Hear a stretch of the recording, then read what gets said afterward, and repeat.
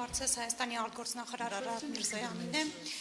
Մայիսի սկզբին տեղի ունեցավ Հայաստան Եվրամիություն գագաթնաժողովը։ Ես կխնդրեմ նախ գնահատել, թե դա ինչ տվեց Հայաստանին, որքանով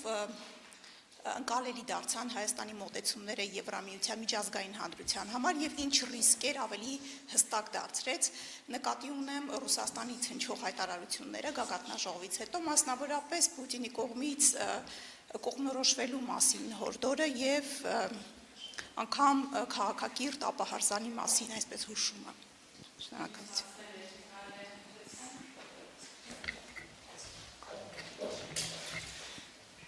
Շնորհակալություն, իմ հարցը Լիտվայի արտաքին գերատեսչության ղեկավարին, դուք ինչպես եք գնահատում Հայաստանի եվրոինտեգրման շանսերը։ Շնորհակալություն։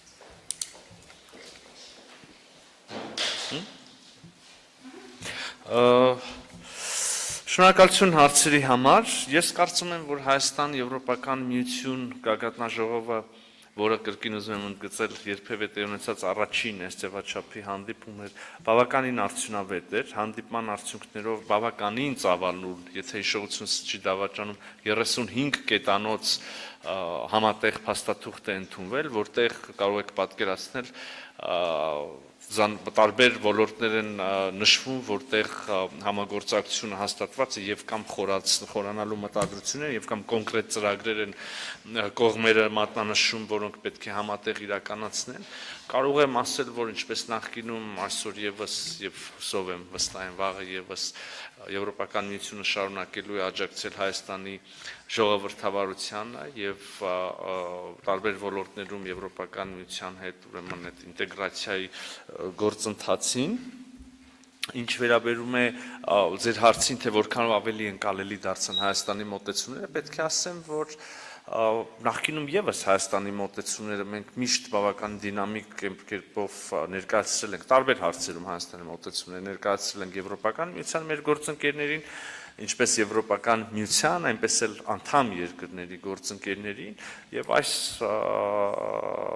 գագաթնաժողովը եւս այս առումով որևէ բացառություն չէր,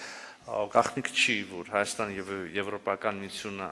օր-օրի ավելի եւ ավելի են մոտենում միմյանց, դրա համար կան բոլոր հնարավորությունները, դրա համար կան թիվ 1 նախադրյալը ըստ էության Հայաստանի ժողովրդի եվրոպական հավակնությունները, որոնք արտահայտվել են օրինակ անցած տարվա քաղաքացիական նախաձեռնությամբ, որը ի վերջո վերածվեց ազգային ժողովում ընդունված օրենքի, երբ հարցնում եք այլ գործընկերների, այդ թվում նաև Ռուսաստանի գործընկերների կողմից այդ առիթով եւ նմանատիպ առիթներով հնչող գնահատականներին, կարող եմ ասել, որ նշեցիք նաև քաղաքական ապահարզան, մենք չենք պատրաստվում ապահարզան տալ որևէ մեր գործընկերոջ կամ ապահարզան ունենալ որևէ գործընկերոջ հետ մեր հարաբերություններում, ընդհանրապես քաղաքականություն եւ դիվանագիտությունը այդպիսի ապահարզաններ կարծեմ թե այդպես առանձնապես չի ճանաչում պատմության ընթացքում, մենք նաև չենք պատրաստվում այսպես հակամարտ կամ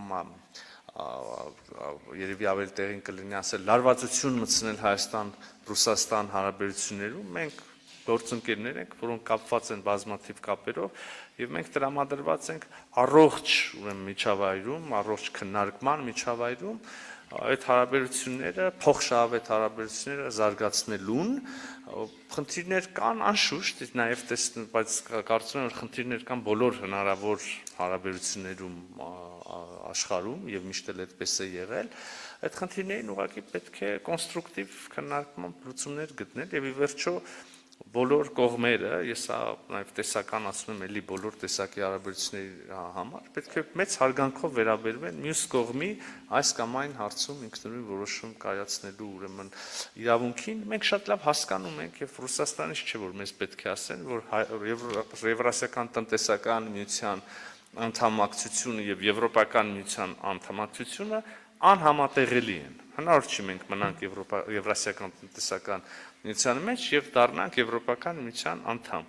Եվ ահա մեր մոտարկումը Եվրոպական միության հետ մենք շարունակելու ենք եւ երբ որ կլինի հասունանա կգա այն պահը, որ մենք պետք է հենց այդ պահին որոշում կայացնենք լինել այս խմբի, թե այս խմբի, ուրեմն երկրների ընտանիքների անդամ մենք այդ որոշումը կկայացնենք, այստեղ որևէ նորություն չկա եւ կրկին մեզ դրսից չի որ պետք է այս մասին ասեն։ Մնացածը մենք բոլոր ուղղություններով հակված ենք դրական, առողջ փոխադարձ հարգանքի եւ փոխադարձ շահերի վրա հիմնված համագործակցության շարունակմանը։